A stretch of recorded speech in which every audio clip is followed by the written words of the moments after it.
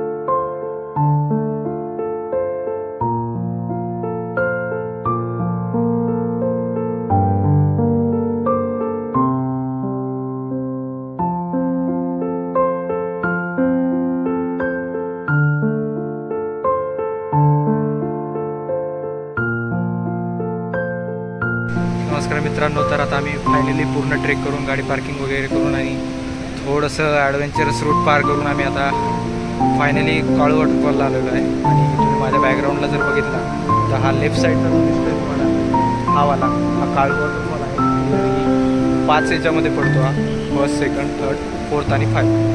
आणि या साईडला जर तुम्ही इथं लेफ्ट साईडला थोडंसं म्हणजे आल्यानंतर राईट साईडला जर बघितलं तर इथे त्याच्या अपोजिटलाच एक सेम वॉटरफॉल आहे, पण हा दुसरा आहे. आणि लेफ्ट साईडला जर बघितलं तुम्ही आल्या तर हा काळू वॉटरफॉल आहे. आणि लास्ट इयरला आम्ही केलेला, पण यावेळेस आमच्यासोबत एक नवीन कार्यकर्ता आलेला आहे, त्याच्यासाठी आम्ही आलेलो आहे. आणि रामकिसनने पण बघितलेलं नव्हतं, त्यामुळे आम्ही परत एकदा आलेलो आहे. तर एन्जॉय द व्ह्यू.